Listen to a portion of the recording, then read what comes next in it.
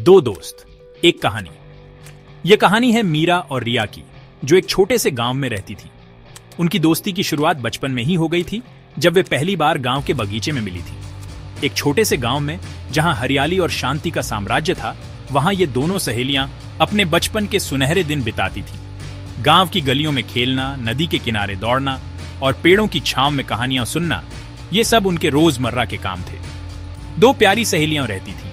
मीरा और रिया दोनों का स्वभाव एक दूसरे से बिल्कुल अलग था, फिर भी उनकी दोस्ती में एक अनोखी मिठास थी। मीरा जो हमेशा शांत और सरल रहती थी, और रिया जो हमेशा चंचल और जिज्ञासु रहती थी। मीरा शांत और सरल प्रकृति से प्यार करती थी। उसे फूलों की खुशबू, पत्तों की सरसराहट और पक्षियों की चहचहाहट बहुत पसंद थी। वह घंटों बगीचे में बैठकर प्रकृति की सुंदरता का आनंद लेती थी। रिया चंचल और जिज्ञासु नए रोमांच की तलाश में रहती थी। उसे नई जगहों की खोज करना, पेड़ों पर चढ़ना और जंगल में छिपे रहस्यों को जानना बहुत पसंद था।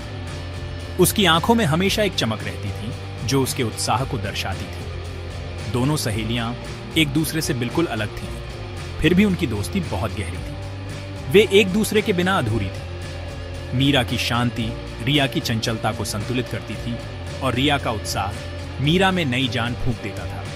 मीरा की शांति रिया की चंचलता को संतुलित करती थी। जब भी रिया कुछ नया और रोमांचक करने की सोचती, तो मीरा उसे समझदारी से सोचने की सलाह देती, और जब भी मीरा उदास होती, तो रिया अपने मजेदार किस्सों से उसे हंसाने की कोशिश करती, और रिया का उत्साह मीरा में नई जान फूंक देता था।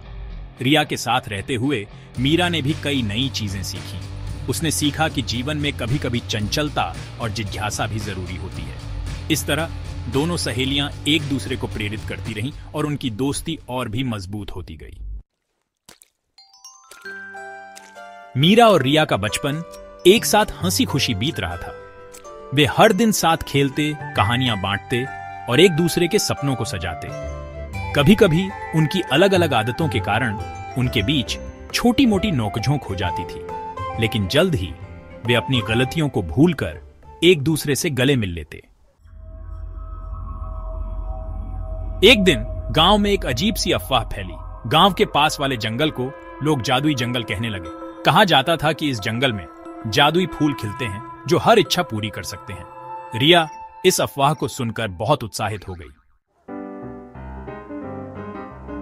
रिया ने मीरा को मना लिया कि वे दोनों जादुई जंगल जाएं।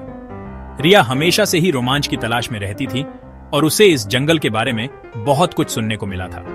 उसने मीरा को बताया कि इस जंगल में कई रहस्यमय चीजें छुपी हुई हैं, जिन्हें देखने का मौका शायद ही कभी मिलता है। मीरा, जो थोड़ी डरपोक थी, पहले तो हिचकिचाई, लेकिन रिया के उत्साह और आत्मविश्वास ने उसे भी प्रेरित कर दिया। और जादुई फूल खोजें। मीरा जंगल की रहस्यमय कहानियों से थोड़ी डरी हुई थी। उसने सुना था कि इस जंगल में कई अजीब घटनाएं होती हैं, और कई लोग यहां से कभी वापस नहीं लौटे। लेकिन रिया ने उसे विश्वास दिलाया कि वे दोनों मिलकर इस जंगल के रहस्यों को सुलझा सकते हैं। रिया ने कहा, अगर हम साथ हैं तो हमें डरने की कोई जरूरत नहीं है। लेकिन रिया के साथ जाने के लिए तैयार हो गई। जंगल के अंदर पेड़ बहुत घने थे। हर तरफ ऊंचे ऊंचे पेड़ थे, जिनकी शाखाएं एक दूसरे में उलझी हुई थी। ऐसा लग रहा था जैसे ये पेड़ सदियों से यहां खड़े हैं, और उन्होंने कई रहस्यों को अपने अंदर समेट रखा है। दोनों लड़कियां धीरे धीरे आगे बढ़ रही थीं। हर कदम पर नई चीजें देख रही थीं, और सूरज की किरणें मुश्किल से ही जमीन तक पहुंच पा रही थीं। हवा में एक अजीब सी खामोशी थी। ऐसा लग रहा था जैसे पूरा जंगल किसी गहरे रहस्य को छुपा रहा हो। रिया ने मीरा को बताया कि इस जंगल में कई जादुई फूल हैं, जो रात में चमकते हैं, और उनकी खुशबू से पूरा जंगल महक उठता है। मीरा ने सोचा, क्या यह सच हो सकता है? जो मीरा को और भी डरा रही थी। मीरा ने महसूस किया कि उसकी धड़कन तेज हो रही है। उसने रिया से कहा, मुझे नहीं पता कि हम सही कर रहे हैं या नहीं। रिया ने उसे हिम्मत दिलाई और कहा, डरने की कोई बात नहीं है। हम साथ हैं, और हम इस जंगल के हर रहस्य को जानेंगे। दोनों ने एक दूसरे का हाथ थामा और आगे बढ़ने लगी, इस उम्मीद में कि वे इस जादुई जंगल के सभी रहस्यों को जान पाएंगी। सेक्शन 5, दोस्ती की परीक्षा। अचानक रिया का पैर एक जाल में फंस गया, और वह चिल्लाई। मीरा ने देखा कि रिया एक शिकारी के जाल में फंस गई है। मीरा बहुत डर गई, लेकिन उसने हिम्मत नहीं हारी। उसने पास ही पड़ा एक तेज पत्थर उठाया और सावधानी से जाल को काटने लगी। सेक्शन 6। एक दूसरे के लिए बहुत मुश्किल से मीरा ने जाल को काटा और रिया को आजाद किया। रिया दर्द से कराह रही थी, लेकिन मीरा को सकुशल देखकर राहत की सांस ली। मीरा ने रिया के पैर पर पत्तियों से पट्टी बांधी और उसे सहारा देकर चलने में मदद की। उस पल दोनों सहेलियों को अपनी दोस्ती की अहमियत का एहसास हुआ। सेक्शन 7।